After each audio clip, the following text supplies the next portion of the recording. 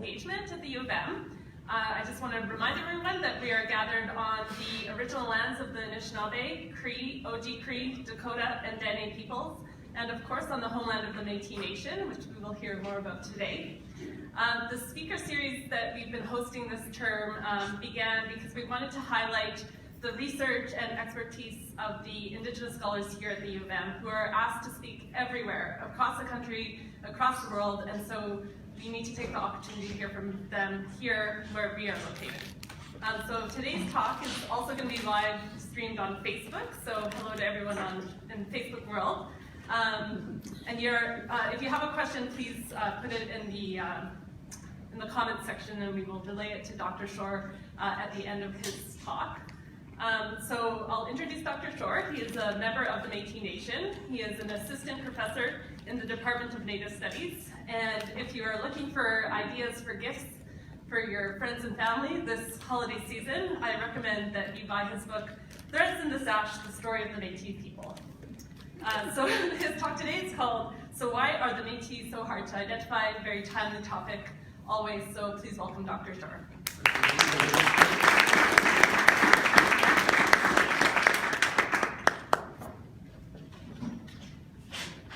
Thank you, Ruth. Welcome. Yeah, we're on the Métis homeland. This university is built on Métis land. We want it back. Not really, but the rent's due anyway. On the boards, my wife found this thing on Facebook. She Facebooks, I think. She found it and she said, do you want it? It seems to indicate something like that I think about a lot. And I said, okay, this was about 10 days ago. And I thought, boy, serendipity. Here I am doing something on the Métis. I'm trying to find a way to introduce the concept of, the old half-breed syndrome, the biological imperative, that racist nonsense, and try to come up with some way to introduce that as a starting point. And this is, I think, does the trick. I'll read it.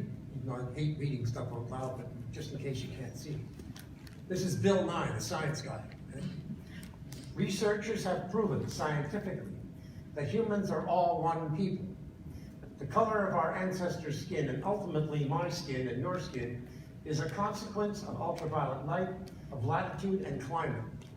Despite our recent sad conflicts here in the US, in America, there really is no such thing as race.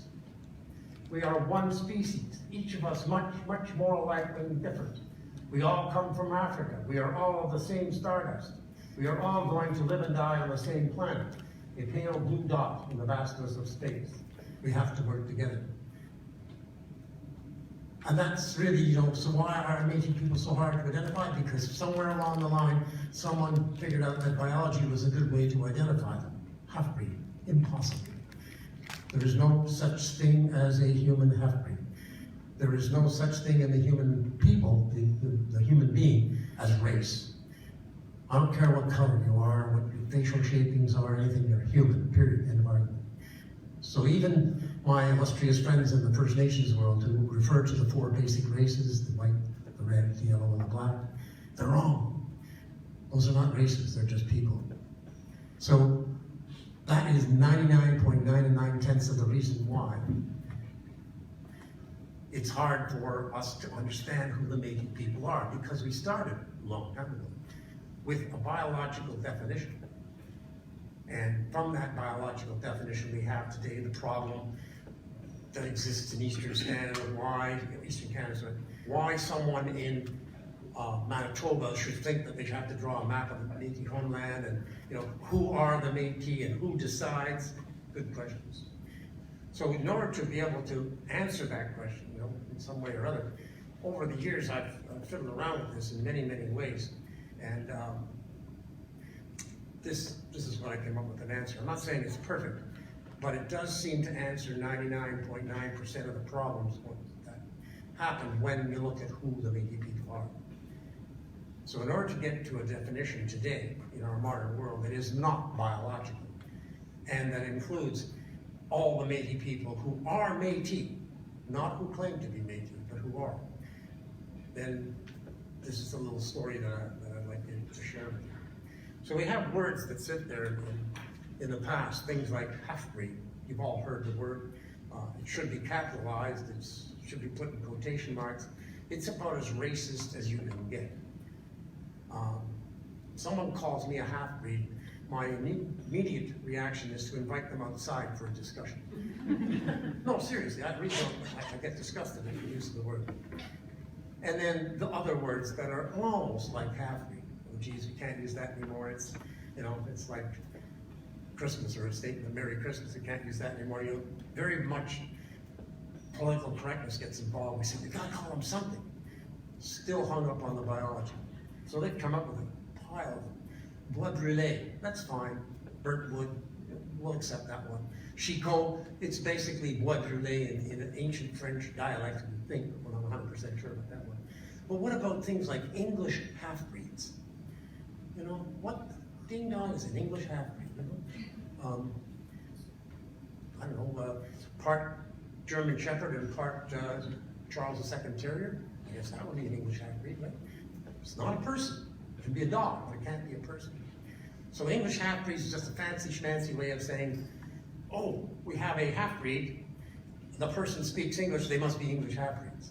And then you've got the others, all the others that float from that. French half-breeds, Rupert Slanders, there's a good one. What's a Rupert Slander? It's someone that, I guess, was born in Rupert's Land, right? So if you're an Anishinaabe and you're living up around Thompson, and it's 1670 and the Hudsons Bay guys are just showing up, you're a Rupert Slander, because you were born in Rupert's Land. But this case here, it means what? You were born, there's something funny about you. It has to be, you're really a half-breed. You were born in Rupert's Land. Why? Check the Hudson's Bay Company's rules. You can't be married, you have to be male, you have to have education, and you have to sign on for 12 years. None of them are joining the Capuchin monks. So they found ways around it, and their children were born, and they suddenly said, oh, those are Rupert's Landers. Well, so is everybody else born in Rupert's Land. That's just a nice fancy way of saying half-breed.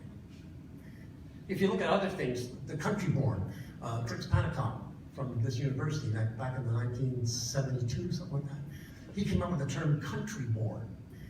He said, well, you know, country-born, they're born in the country. To the Hudson's Bay Company, that was really something. They weren't supposed to be. The Hudson's Bay owners and stuff were constantly warning the people that ran the bank here to watch out for the dusky maidens of the forest. You know, beware of them, they're dangerous. They're especially dangerous if they suddenly catch you in their sexual wiles, and next thing you know, you've got children. And if you die, we have to take care of them. That was what they were really worried about. So, you know, it's all racist, pure and simple. If I look at the term Métis, that means mixed, it's French. It's mixed what? Culture. They're not looking at the, you know, who's who there. They say you come from two different cultures. So apparently there's something to do with the English side of the argument about this country-born, racist, Hudson's Bay Company, half-breed, all that kind of stuff. And there's also something on the French side that has to do with culture. It's much different from what it is with race. So how do we go around defining Métis people without looking at race? Let's try something, hope this works, in Quebec. Everybody's heard of Quebec? France. It's a very nice place. In the early days, the French people who set it up wanted to build it as a new France, you know, duplicate France in the New World. And the French people that showed up here were predominantly male in the beginning. They eventually got around to sending women. But there never were enough. So the guys went out and found themselves girlfriends. This will happen. It's a human thing. The trick was, of course, you had a very strong sense inside of the French communities in Quebec of what was right or what was wrong vis-a-vis the Catholic Church. The priests played an important and powerful role in early Quebec. The military, the French military, which is very much attached to the wealthy people, you know, the nobles, they also played a very important role. And if you look at the society that they created, it was predominantly people at the top, very few. Lots of habitants, workers at the bottom. And it was the habitants who went out and found girlfriends with the local First Nations community. They would bring them home, and right away, the church would step in and say, you're not living in sin. You have to what? The person has to become French, they have to become Catholic, they have to be baptized, and only then will we allow you to go through a sacrament of marriage. And that's the way it's going to be, and that's it. So the women were brought into Quebec, and it took 6 months to a year apparently, but eventually they were, you know, Frenchified enough and Catholicized and baptized and all that, and they became wives of the French guys. Interesting. A lot of people look at that and say, Frenchman, European, right? Over here, First Nations woman, Indian woman, Métis, or we use Métis now because half-breed's a bad word, right? But they still say Métis. And my answer is what? No, they're not Métis. That's racist. That's biological. What's happening here is the French guy is marrying a French woman. She's been Frenchified. Oh yeah, she has a very strong First Nations presence, I guess, but she's not going to speak her own language from here on in. She's going to be raised, live, and talk, walk in a French community. Her children will be raised French, you better believe it. Not only the army, but the French church, the hierarchy in Quebec will insist on that. So all these people that are born in Quebec from First Nations mothers and or French fathers are in this condition not Métis. They are French Canadian to this day. So part of my ancestry comes from that side of the coin, from the Montagnais people to the north. Very much French Canadian.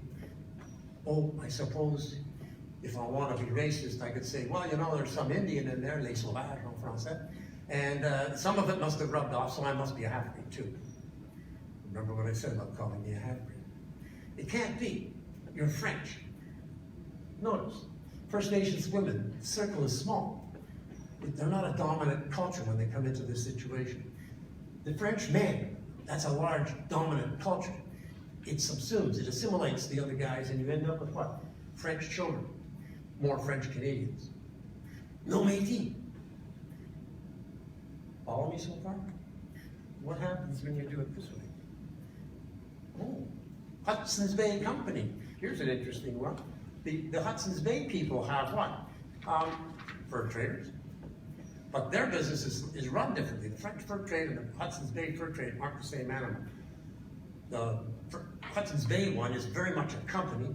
It's very much hierarchical. It's very much board of directors. There are directions, instructions coming from the board of directors in England, and there are responses coming from the people here back and forth. If you don't think there are, go down and check the Hudsons Bay archives downtown, and you'll find that there's tons of them.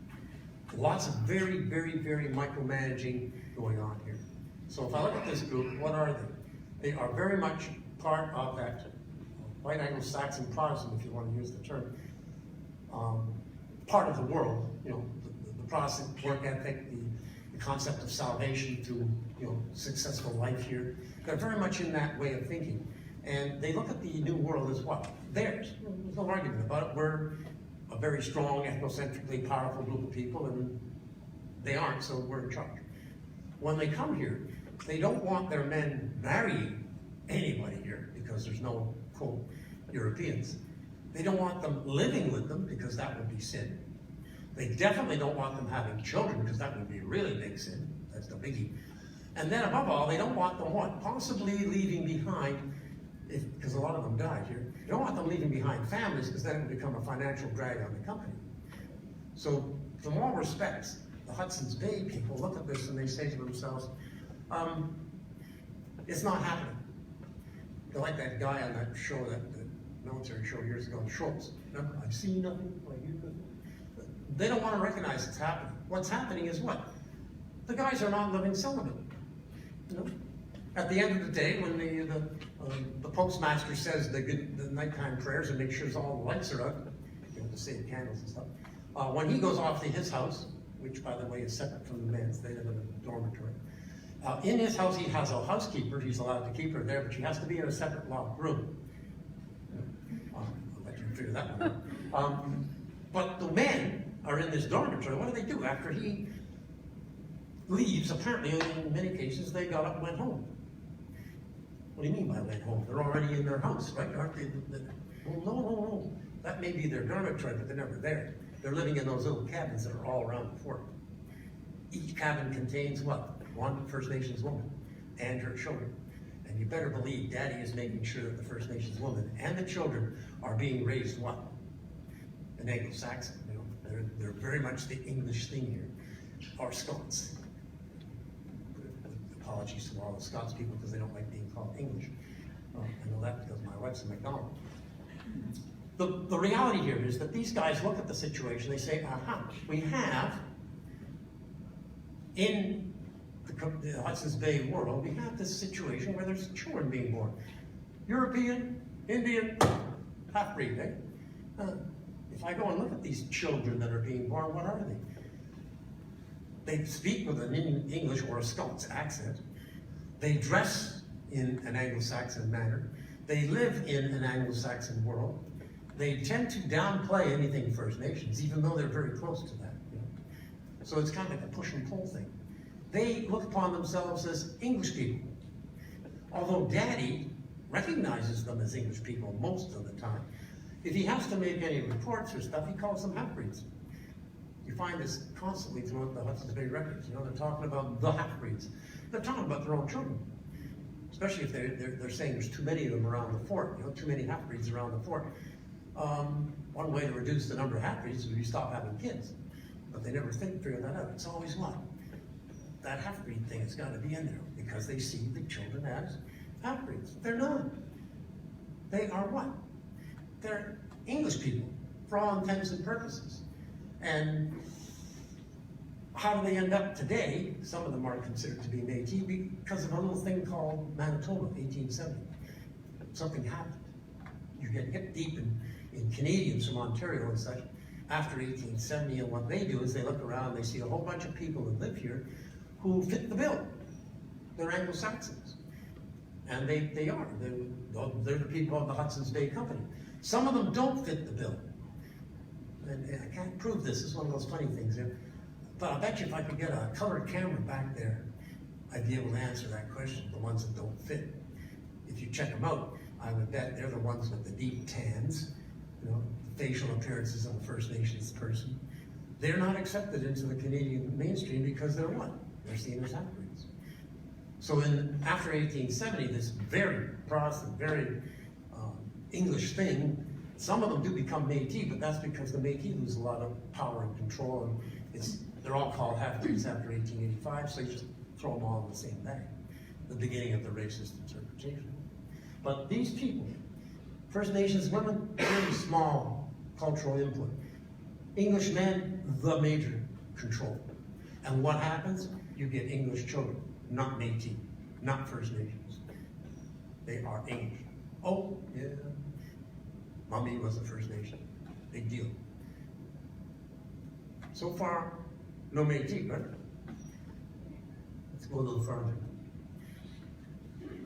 What's this one? This one's a rather interesting little thing. A lot of French people, and it happens with them more than the Hudson's Bay because the Bay didn't go out and mix with the First Nations like the French did. Not in the beginning anyway. The French guys, a lot of them decided that cutting trees down, you know, one after the other by hand with an axe. We're talking oaks and maples and rock maple, those really heavy, hard-duty things, 4 feet across, 100 feet high. I don't know if you ever realized it, but if you chop one of those things down, when you've got it on the ground, you have to get rid of it to have farmland, right? So what do you do next? You gotta go and chop the trunk. And it's 4 feet across, and it's hard maple. That's a lot of work. So you keep whacking away at this stupid tree until finally you get all of it down, dump it in the river, it floats away. And what's the task that you have to do now? Tree number 2. Oh, there is one small thing. It's called a stump. If any of you have ever dug a stump up, it's 20 times as bad as trying to cut the tree down. So anyway, these French guys got tired of that. Plus, they could never own the land. It was always going to be part of the seigneur's land. And they looked at First Nations paddling by. To them, the First Nation lifestyle was pretty cool. You know, it was a lot more relaxed than the one within the French world. So what did they do? They went off and lived with the First Nations, you know. As some people would say, well, I don't agree with this, using this term, but they've gone native. They went native. They disappeared into the bush to live with the sauvage that the French priests called them coureurs de bois, runners of the woods, you know. I mean, they're off in the bush, they're living with the Indians. They've gone downhill. To the guys who did this, their lifestyle within the First Nations community was a lot nicer, better all around than it was within the French world. They're out there. Now the assumption is, Daddy is French, right? European, Indian, kids, Métis. And the reality is, no. You're living with the First Nations. I suppose you could say this. You're standing there, there's you and 75 First Nations people, you go live with this group, and you say, okay, everybody, from now on we speak French.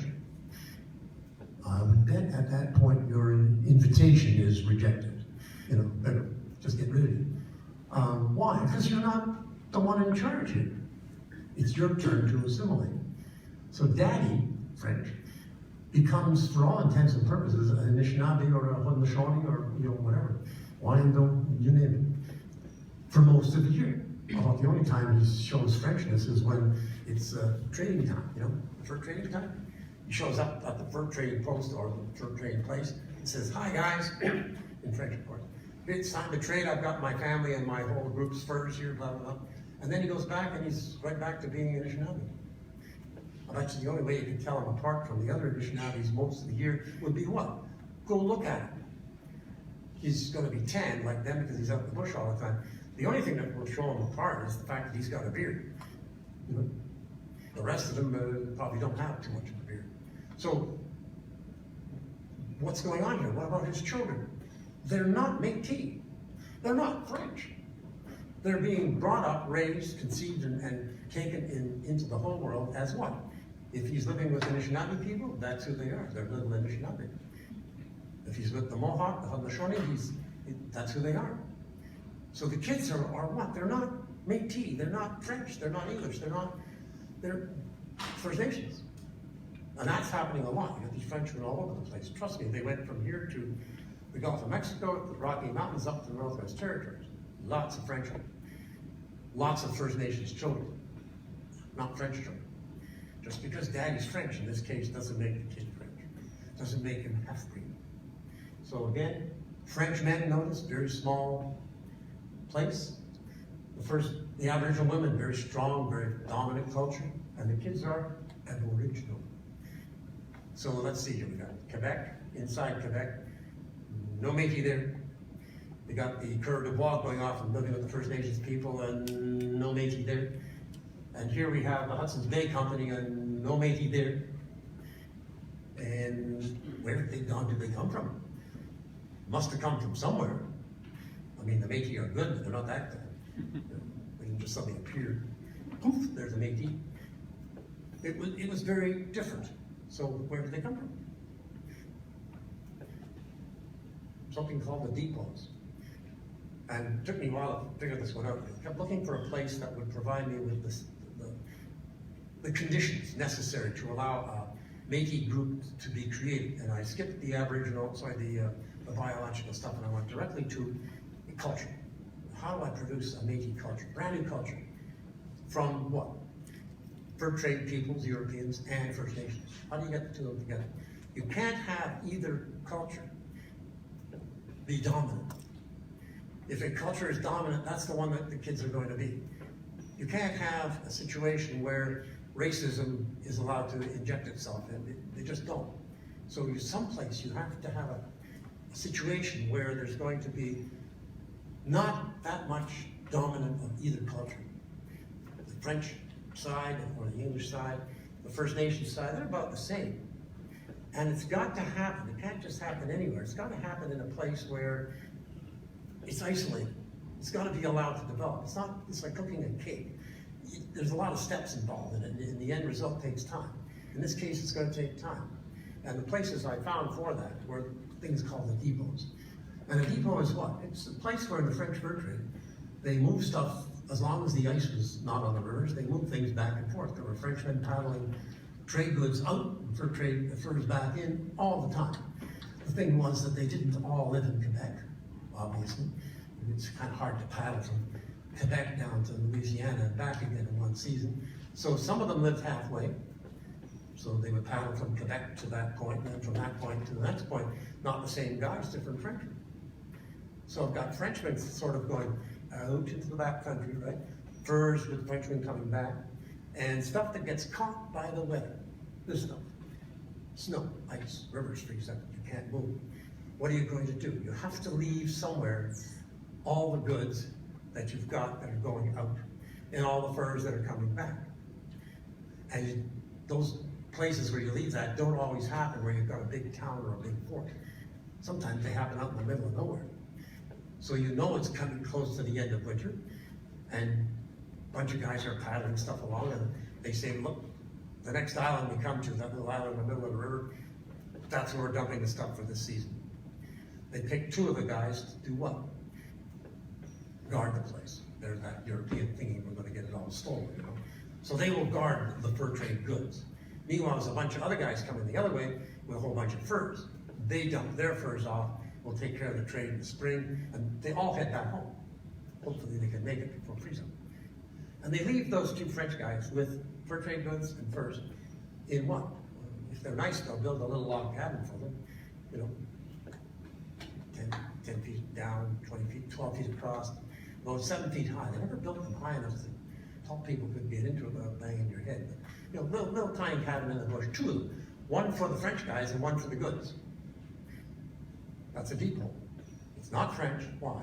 Because very shortly after the 2 French guys are there, they kind of look at each other and say, well, I'm not living with you all winter.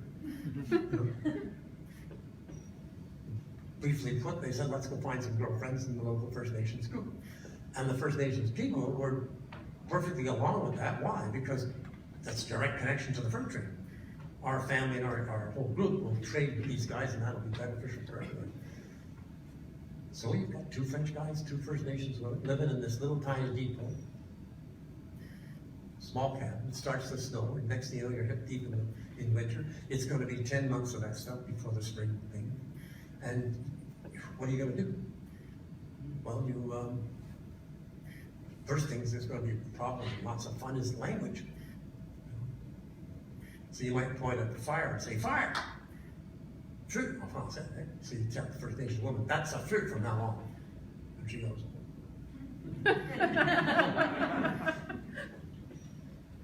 we'll use our word for it.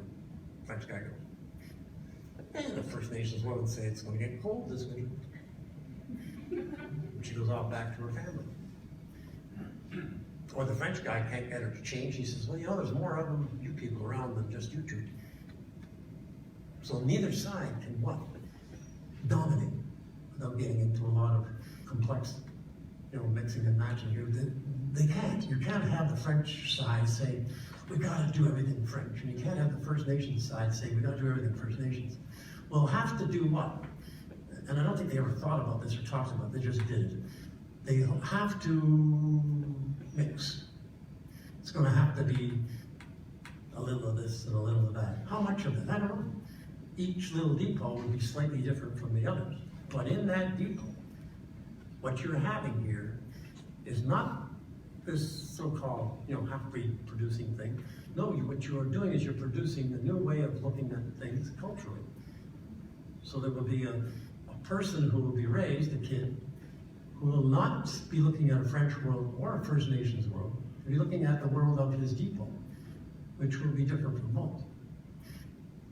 And you'll have things like funny languages being made up.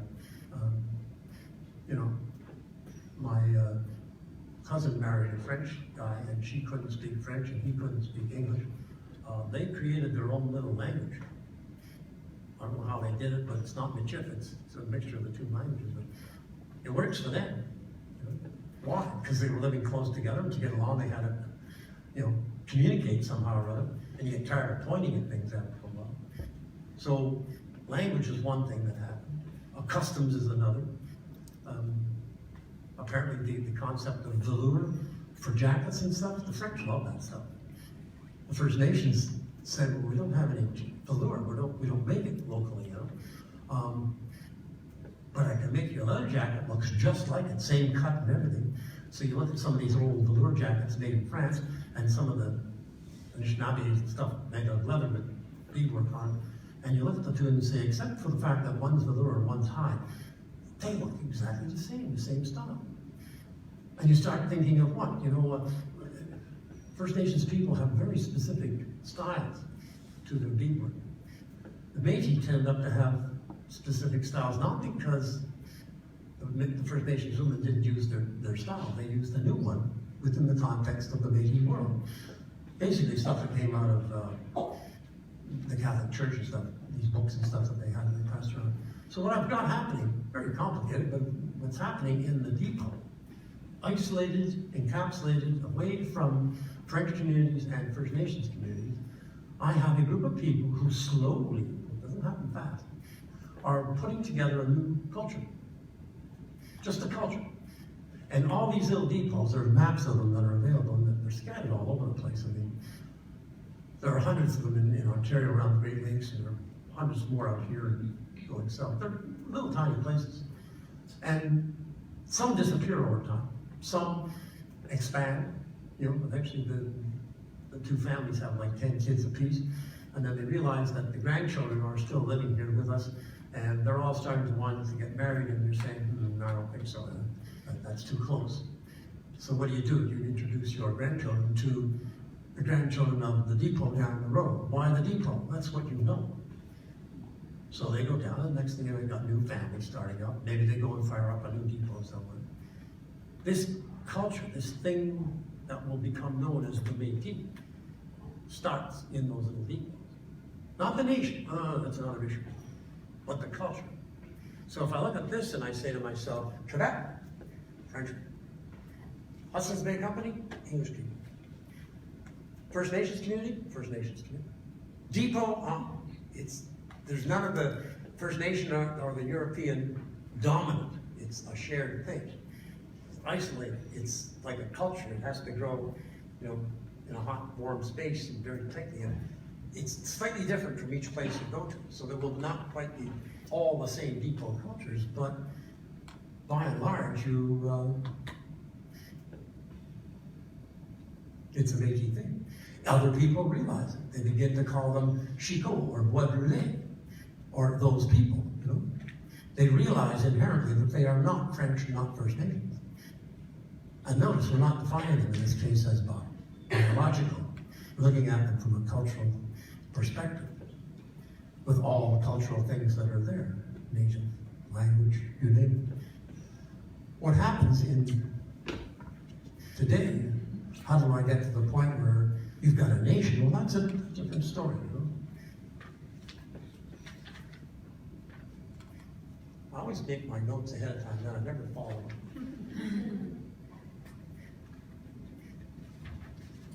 If you do it this way, you end up with this. This is the culture explanation for Métis development, or Métis culture. If you look at it, it's just the diagrams you've just been looking at, but see all of them together at one time. On the top, you don't have Métis. If you do, someone's being racist, okay? On the bottom, yeah, that's the potential. Now imagine, for some of these little depots, some of them became very much First Nations, very much French. Those did happen. But for the most part, this is where the Métis came from, the small depot. The culture. How do you get to a nation? Well, that's a different story. We get to the nation when you come out here to Red River. That cultural depot thing comes here, and Red River is funny. One thing, if I'm here in Red River, it's 1700, and I want to look for the best fur around, it's up in the Northwest Territories. And you can get from here to the Northwest Territories, all you do is go down the Assiniboine River, which is, you know, back and forth. And then eventually you'll hit the South Saskatchewan, and you get on that, and you keep paddling north and west, and eventually you'll hit other rivers, and the next thing you know, you're on the Fraser, and you're heading towards the sea. That's where the furs are. Trick. Out here on the prairies, the First Nations do not live along the riverbanks. Oh, they do, but no, you can't depend on them. In Ontario, that thick bush, they all live along the riverbank. And they're there all the time. So if you're paddling through with a bunch of canoes loaded down with stuff, you can pick up food as you go through, because there's a First Nation every 20 miles, or a group. Out here, no. there are still First Nations, but in the summertime, they're not on the rivers. They tend to be where? Out in the middle of the prairies looking for buffalo, safeways. They're looking for a food supply. As you get farther north, you're into the boreal forest area. Again, there aren't as many First Nations up there as there are, say, in Ontario. Well, yeah, they're living along the riverbank, but they're in smaller numbers in those groups and farther apart, and they don't always have enough food to share. You gotta bring it with you. So unless you want to have a canoe that's stuffed full of food and with maybe 5 feet left at the end of it for furs and trade goods, you need a compact food. Bingo, without arguing the point, buffalo pemmican. Okay, it's available. 1 pound of pemmican is equal to about 3 pounds of buffalo meat. That's equal to about 8 pounds of beef, food-wise. So you have highly compact, well-preserving, semi-good tasting stuff. If you've ever tasted real pemmican, it's an acquired taste. But you know, if you're lucky, sometimes it has berries in it. You know, I don't know if you ever get these things called scones. Scones, it's almost the same stuff. But you know, sometimes you get it, and Grandma's made your scone or your bannock, and she's had some raisins around, and she's tossed them into it. Oh boy, you know, a scone with a raisin in it tastes better than the other kind, I think anyway. So you can have that. Pemmican sometimes has berries in it, but mostly it's just, you know, dried pemmican meat. Hard to make. You've got to catch a buffalo, find them first of all, kill them, which is a big problem. I don't know if any of you have ever met a buffalo up close and personal, but they're about that high. They're about 5 feet across. They're about 12 feet long. They can run 40 miles an hour. How fast can you run? Anybody here can do the 40? If you can, how long can you keep it up? Buffalo can keep it up for about half an hour. 5 seconds. What's their basic defense mechanism? They look at the problem, which in this case will be you, because you're not, you stand out in the prairies, right? They look at that, they say, well, I don't like that. How do I deal with it? Everybody, let's go. The whole herd heads in your direction at about 40 miles an hour. Each of them weighs about 2,500 pounds. Do the physics. You know, unless you can find a big hole in the ground that you can get into, that a buffalo won't fall into and plug the hole, or a tree you can climb that he can't knock over, you have what's called a problem. And you know, simply put, hunting buffalo is difficult. B, once you've killed it, you got this huge dead thing on the ground. I mean, you got to cut the skin off it, and you know, any of you skinned a deer or moose or something like that, try doing it with a buffalo. Their hide gets to be 1/4 inch thick in places, and it's tough. And then when you get it all off, you get the skin off, you got fur on one side and guts on the other. You got to get the fur and the guts off. Cut it up into circles. You'll need it for later on. Stick it in a creek to keep it soft. Then you've got to take all the meat off the buffalo, cut it into strips, right? About that wide. Hang it on poles, let it dry in the sun until it's semi-hard. Then you got to take big rocks and start pounding on this stuff to reduce it to what? A kind of a fluffy powder. Meanwhile, someone's got a big kettle, one of those missionary boiler type things, sitting over a fireplace, and they're cooking grease from the buffalo, from the hump. What do you do with the powdered stuff? You add that to the grease, or the grease to the powdered stuff on a hide, okay, a circular piece of buffalo hide, about 3-4 feet across. And you get the kids love this. They get in there barefoot and they jump around and mix it all up. When it's all done, you add some berries to it if you have that, fine and dandy. What have you got now? You have pemmican. And the reason you do stick to that piece of skin about this, why is it has to come out about 90 pounds. Otherwise, you're going to get one of the world's worst hernias carrying it with your potassium stuff. So you've got it on the fold it up, tie the top off, cut the extra skin off, pound it to get it flat on both sides, and you've got a bale of pemmican, 90 pounds. The Bay or any other company will look at you and say, okay, let's use some money from today's values, $1. We'll give you $1 a bundle. First Nations go, yeah. Here's a beaver pelt. In their language, our money today would be what, $50. So they can't see the point of making all that pemmican, because you're going to need what? Tons, loads of it. So the Métis sit back, remember Métis? And they look around and say, I don't want to work for the Bay, too bossy. I don't want to work for the Northwest Company, you know, too much trouble. I'd rather be my own boss. So if I went out and got the pemmican, and brought it all back to Red River and said to the two companies, here you go, you see, come here please, I have pemmican, 15 tons, all in nice little 90-pound bundles, how much? If they come back with $1 a bale, and pack it up boys, we're going home. Teach them a lesson, you don't come back till next year. No fur trade that year. I gotta go north. The next year you show up and they say, oh, okay. What were you asking last year, $5 a bale? Okay, we'll give you 5. It's now 10. And you sell it to them for whatever you can get for them. And there's two companies. The competition is just great. If one guy offers you 8, the other, look at the other guy. And whoever gets the price gets the pemmican. Whoever gets the pemmican gets to do the fur trade.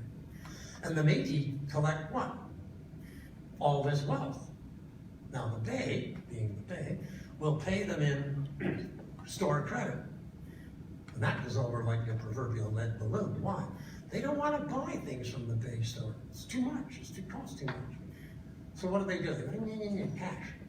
And nobody's got cash. It's not available.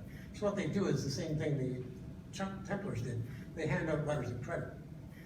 So the Bay will say, okay, here, Métis, Alphonse Duchamp, here's a $5,000 letter of credit. What does Alphonse do with it? He doesn't buy anything at the Bay store. He doesn't buy anything at the Northwest store. He goes where? Yeah, the United States of America.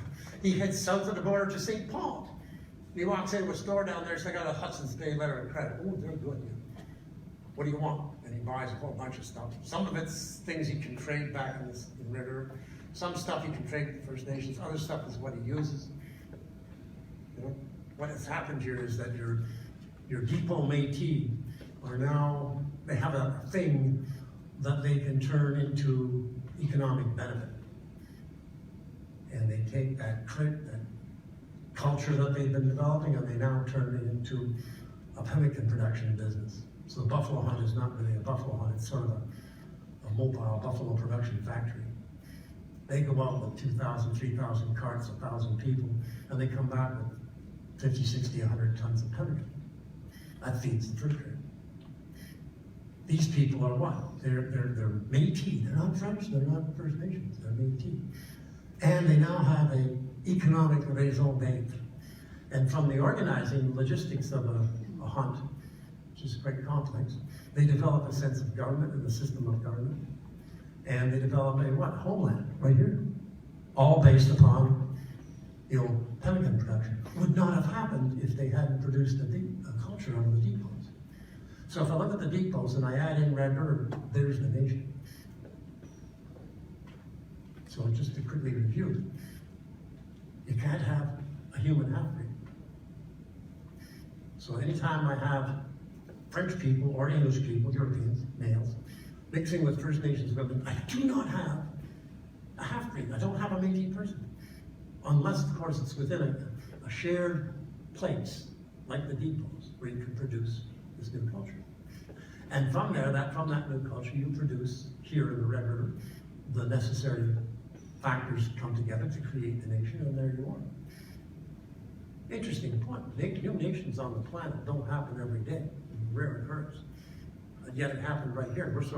We sort of accepted it. It's right next door, right here.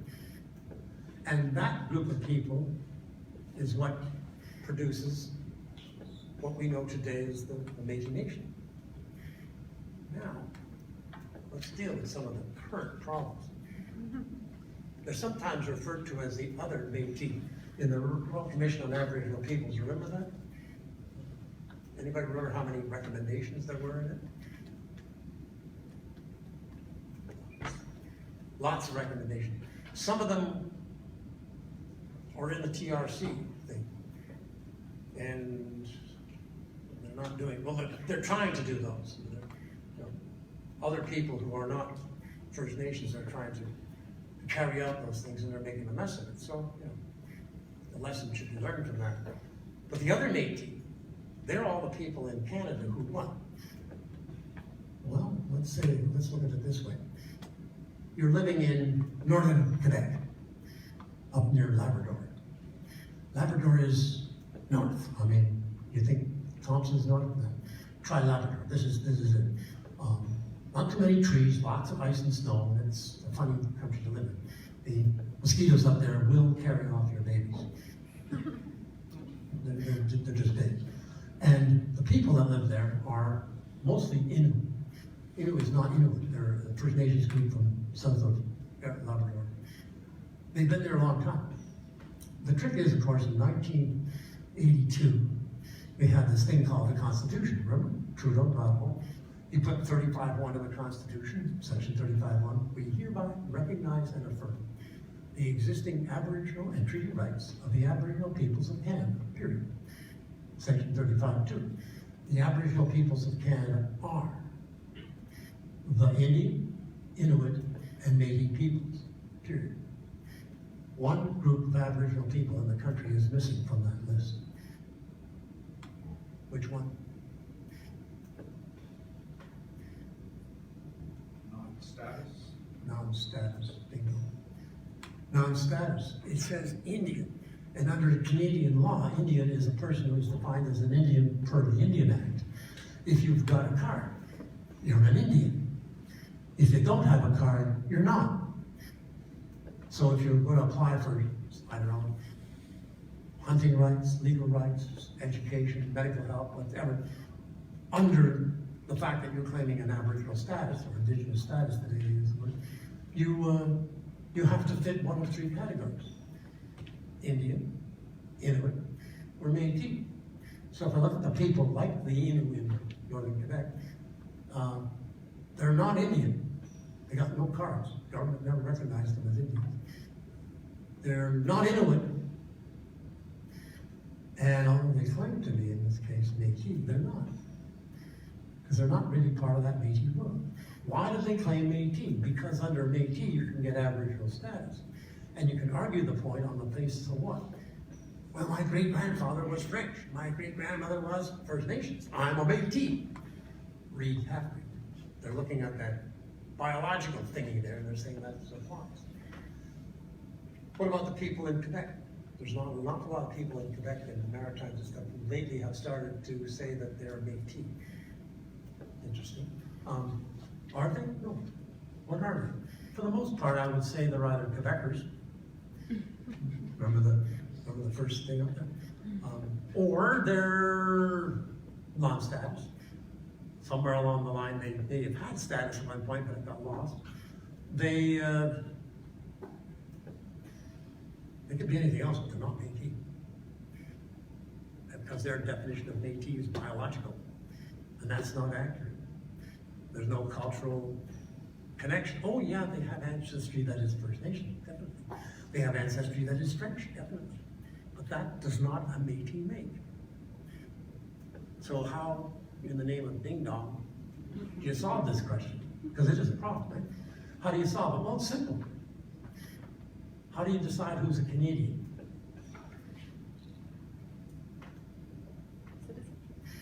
Yeah, you've got to have citizen, a sign of acceptance by Canada that you are a Canadian. So you have a social security card, or you've got your new papers or whatever. You've got something that says you are a Canadian. Who else can decide who a Canadian is? Like my students always get this look on their face too. They don't think the prof's allowed to ask questions. Who else can decide who's a Canadian? Nada, niente, nobody. Only Canada. We decide who a Canadian is. Who decides who a Métis is? The Métis.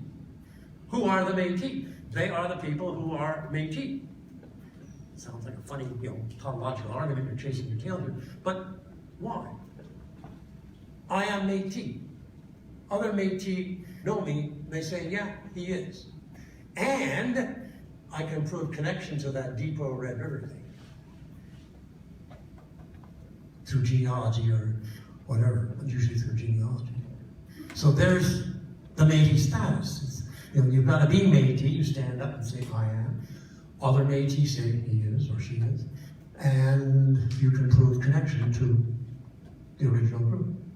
So when there's an argument in Canada about who is Métis, Who should decide? Laura? The Métis Nation. Yeah, the Métis Nation, you know. Should the Canadian government decide? No. Are they having to decide? Yes, why?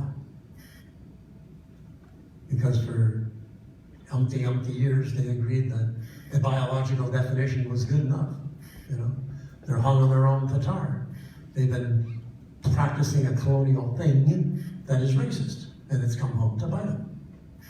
So whether you like it or not, what it boils down to, the Métis will decide who the Métis are. And you can claim to be Métis until your ears fall off. Unless you are Métis, you're not going to be accepted as such. Why are people doing this suddenly in the last 20 years, 10 years anyway? Let me see here. Oh, the federal government is loosening up the purse strings for First Nations, Métis, and Inuit stuff, right? So you can get services. So if you're not an Indian, you can't get it under Indian Affairs. And if you're an Inuit, you can get underneath that. But if you're not Métis, where do you get NonStatus? Oh, nothing there. I'm Métis. And you can usually prove some ancestral mixing along the line. So that's one of the reasons. The other one is there's this little thing called the Manitoba Métis Federation land claim case. I was on the board when we first passed the motion back in 1979 to say, let's take a statement of claim to the federal and provincial governments about Section 31 and Section 32. Eventually it boiled down to just the 1.4 million acres, Section 31. And that case is now almost settled. The thing that's, I guess, holding everybody back is what's 1.4 million acres of land worth? From 1870 to 2019, let's say, compounded interest value 3% a year, say, plus penalty. Some people in the MMF think that the government of Canada should just give us the keys to Alberta and be done. It's going to be a big settlement, and if it's not, there's going to be a big fight. So, you know, Canada's got a choice here. They can go the easy way or the hard way, but it's going to come down. And you better bet that anybody and everybody who thinks they're Métis is going to say, where's my money? And that's why you've got a lot of people now saying, you know, we're Métis, want to share it. Can't say I blame them. The current people that are looking at it from a non-status perspective and they're trying to find some service, Canada should basically settle that problem, sit down and deal with them, but not under the term of Métis. That's a separate issue. So there's where the problem sits today. Why do people have so much trouble with it? That doggone half-breed thing just will not go away. So even my colleagues in the academic world, you know, Jennifer Brown and Sylvia Van Kirk and others, not that long ago, we're looking at small M, big M, Métis. Small M, that's the real guys, you know, the ones who really are Métis. Small M, well, that's all the half-breeds. They didn't say it that way, but that's what they meant. And other people have, you know, still want to use mixed blood. What the heck is a mixed blood? You know, I've often wondered about that. Is that why Métis jig so much? To keep the blood mixed? I don't think so. But anyway, mixed blood is another fancy way of saying half-breed. That's the problem, is that we are sort of looking at leftovers of our colonial system, and today, in the year 2019, we're having to face that as a country. And we're still trying to figure out if we can use outside naming as a way of solving the problem, and you can't. It's got to be done by the self-determining, self-governing people who are Métis. They're the ones who decide. Suck it up. That's about the size of it. Is it going to be interesting? Oh boy, it's going to be fun. That and when the MMF gets the money for the land claim cases, is that ever going to be an interesting annual general meeting? Trust me, us Métis love having arguments. So, I don't guarantee this solves every problem. There are certain conditions where the problem still looks like it has other solutions, but I've never really been able to find one that doesn't, that this model doesn't solve pretty well everything. Any questions? Come on. I have a cousin who is half Ojibwe and half RCMP. Right? That was a joke. Just to follow up on your statement, or what you said about Canadians decide who's Canadian, the Métis decides who's Canadian. No, Métis decide who's Métis. Yeah. Well, yeah, that's what I meant. The Métis decide who's Métis. When it comes to First Nations, who decides who's First Nations? Should be. Eh? Should be. It should be, but it's the government that decides who's First Nations. Yeah. That is your problem. Yeah. Yes, it is. Our problem is trying to get everybody else who thinks they know who the Métis are to back off. You know, and you've got to do the same problem. You've got to look within the context of Indian according to the Indian Act. You don't even have to be Aboriginal to have a card. You know, who should decide? First Nations. Good luck with that one, by the way. It's just like good luck with the Métis thing. Yep. Thank you. You have to speak loud. I'm also deaf. Oh, okay, sorry. Can you please tell me how the government defines non-status compared to status?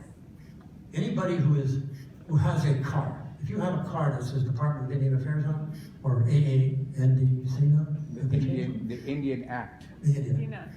If you're listed that way, you have a card, you got a number, you belong to a numbered band, then you're an Indian.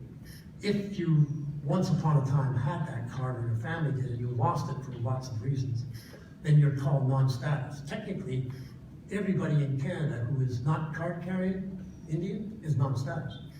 Think about it. So if you're Aboriginal and you once had status, that's part of the result of the Indian Act. That's a definition problem, you know. Are you still Indian? I would bet you are. But try and get everybody to accept that, including the First Nations. Thank you. Never said colonialism sucks big time. And it also causes major, difficult problems. And one of the things we're trying to do at the GRC is to solve that. And it's not easy. But again, notice, I'm Métis, I'm telling you this, coming from the Métis world. And Carl said something this morning that comes from the First Nations world. It's time for everybody else to listen. Oh, not only listen, but you're gonna agree with us. Yeah. Or else That too. we'll pull a Trump on you. Any other questions? We do have a question from online. I just want to be respectful of time because we did say this would end at 12:45. So if you do have to leave, we won't consider that you're being rude. But there is a question online. It says, Dr. Shore, thank you for the talk. I may have missed this, but what are your thoughts about the geographical boundaries of the MMF that was just released? You said Métis decide, but would that just be MMF Red River? In particular, what do you think about not including the region from where the Powley decision was made in Sault Ste. Marie? That's up to the MMF to make that decision, because they are a recognized Métis group. A lot of the people out of around where the Poly thing was within Ontario are not from the Métis group. They're non-status. The thing is, they're looking at the national homeland of the Métis Nation. We're not looking at every place the Métis live today. It's like where they spread out. And a lot of the people that come from Ontario are looking at it from the Métis, from the depot connection. And that's still something that the MMF is arguing about. But the reality of the matter is the homeland definition by the MMF looks to the definition that was there back many years ago, 1870s, 1880s. And it's kind of the boundary line's fuzzy, but it doesn't go back all the way into Ontario. The resolution was the MNC, not the other. Oh yeah, and I To confuse clarify for them. the students, Yeah. just to clarify that. Yeah, For and the- Maine National Council, or Yeah. Maine Nation of Canada. And there's been a fight between the MMF and the MNC about who should be members. And again, they're looking at the MNC as wider. They're looking at non-status people as capable of being Métis, and the MMF is saying, no. That argument or discussion or fight, the First Nations are also going through land claims. And how does that work with the Métis? If I go back to 1870, the Métis Hudsons Bay Company of the First Nations in this area had no problems sharing the land. mean, you know, some guys lived in farms along riverbanks and others lived elsewhere. That same attitude should still apply. However, there's a bit of a difference when you look at Winnipeg. Who claims Winnipeg? You know, is there a connection there to historically and so on and so forth? So there has to be some discussion. But I personally think that we can claim common land. Don't forget, all of this claim is still within the context of Canada. So we're already doing a kind of a duplicate claim. And there are parts of, for example, around Montreal, the Haudenosaunee, the Mohawk people, they claim a lot of it. And they have a good case for that whole seigneury on the South Shore. But you know, they claim certain sectors of it. Also, Wyandot, the Huron peoples, also claim that. And I believe there's some Anishinaabe in the area that claim it too. So yeah, there are multiple claims on the same piece of land. That doesn't mean it's exclusive to all others. Basically, it goes back to sharing. Now, will everybody agree to share? I don't know. We'll see. Nobody said it was going to be easy.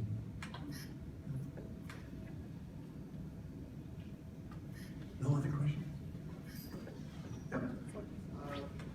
You talk about thinking for you talk about man, French man, and English man, and First Nation women.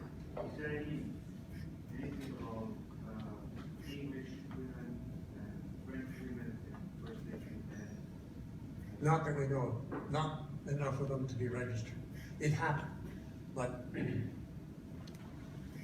if you look at the number of available First Nations women, non-First Nations women, say northwest of Ontario, prior to 1700, not many. In fact, they make a big deal about Louis Riel's grandmother being the first white woman out here. You know, the first white woman, what does that mean? I've always wondered about that. Because they're wrong, by the way. The first white woman wasn't his grandmother, it was a guy named Bruce. No, sorry, Brian. What? She Yeah. was a Hudsons Bay employee and was in love with the Hudsons Bay. They weren't allowed to get married. So she claimed herself to be a male. With the name Seriously? Bruce. Came over here with him and would have gotten away with it except for that small detail. She got pregnant. I guess they figured Brian shouldn't be pregnant, so they realized that Brian wasn't Brian. They actually were pretty cruel to her. They arrested her for impersonating a man. She was sent back to England.